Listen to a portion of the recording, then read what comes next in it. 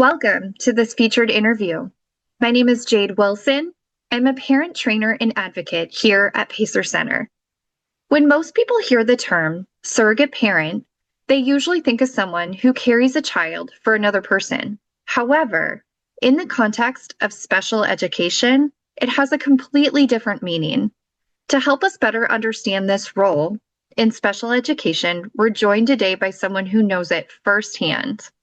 I am honored to introduce Norma Graham, a dedicated and experienced surrogate parent.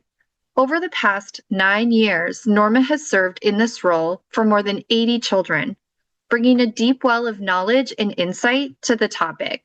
Norma, it is such a pleasure to have you with us. Okay, well, thank you, Jade, for doing this. I appreciate the chance. I'd love to start things off by asking, what is a surrogate parent and what is it that they do?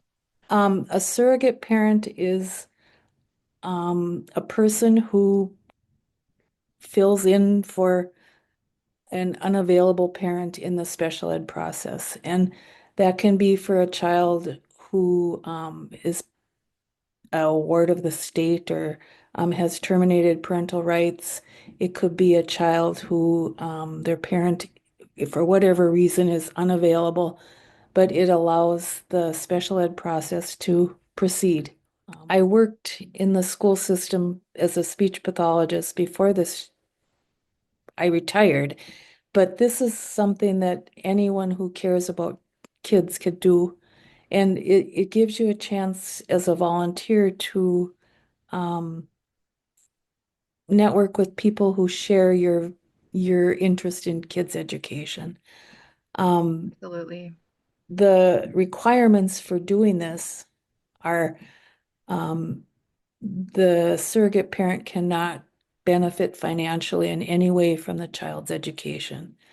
And the other qualification is knowledge or um, willingness to gain knowledge about the special education process and the rights of children who have disabilities. So um, I found that Pacer is a really good source for that information. And there are other spots online, but Pacer's done a really good job of making it clear cut, easy to understand, and straightforward. Norma, thank you so much for sharing. Surrogate parents ensure that students with disabilities who are otherwise not represented by family have someone to articulate their individual needs. Again, I applaud you for the work that you do and for taking on the role of surrogate parent to children who do not have a parent or an eligible person to act in this role to represent them in school.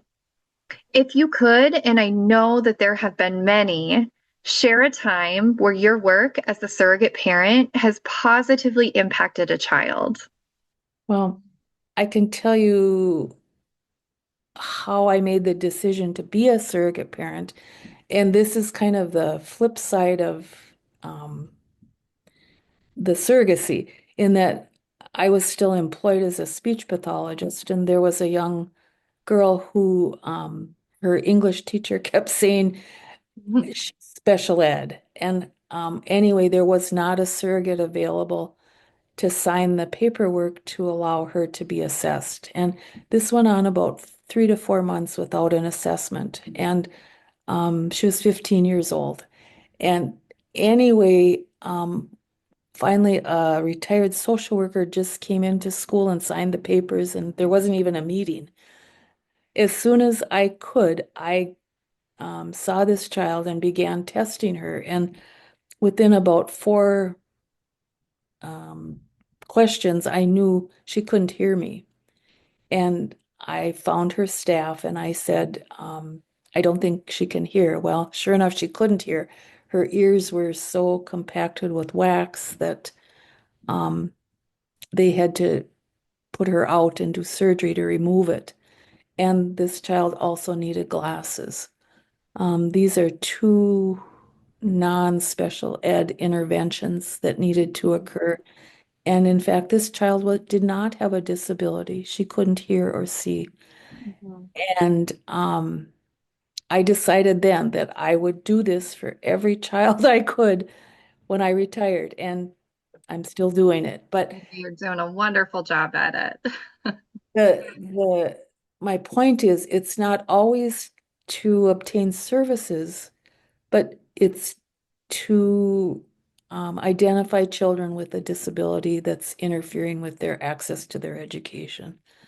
Norma, you have really highlighted the important role surrogate parents can have in ensuring that a child's eligibility for special education services is appropriately determined through evaluations and other assessments.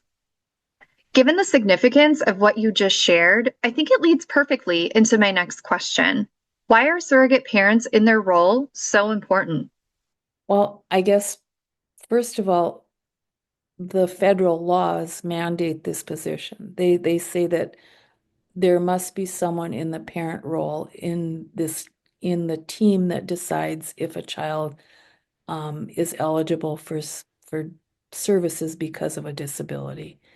And that person cannot benefit financially in any way from Mhm. this child's education. That and typically the people on the team do, it's their employment to test and work with these kids to provide foster care, group home care, county services.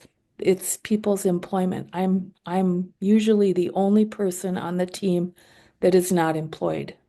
Mhm. Um, that's part of this. I I don't even ask for file folders. I'm completely independent, so I have no allegiance to anyone but the child. So, and it's needed to determine eligibility for services. I would love to shift gears and ask what tools and resources have you used to help you in fulfilling your role as a surrogate parent? Yeah, I guess the first resource is the team. Um, I am one member of a very skilled, powerful team. Everyone there has an area of knowledge and expertise, and I need them and use them to come up with the best plan for this child. So I guess I'd start with the team. I've used the director of special ed when the team couldn't meet my Mhm. needs. I've used the the person who appoints me. I've used Pacer. This is the most meaningful volunteer work I've ever imagined. In lots of ways for me, and it helps me as much as it helps kids. And um, all of the wonderful people you um, meet with and talk to and work things through, they all care about kids. And these are unique, complicated kids who need a surrogate. It's huge. And you don't need any special training, or you need a computer, a warm heart, and and some time to do this. So it can be done, and it makes a difference. It's huge. Norma, thank you so much for sharing your time and insight with us today. It's been such a pleasure having you. I hope you enjoyed this interview. If you are interested in learning more about becoming a surrogate parent, we encourage you to connect with the Director of Special Education in your local school district. If you need assistance identifying that contact or have questions about the role surrogate parents play in special education, please don't hesitate to reach out to Pacer Center by calling 952 838 9000 or by filling out an Ask an Advocate form on our website at pacer.org.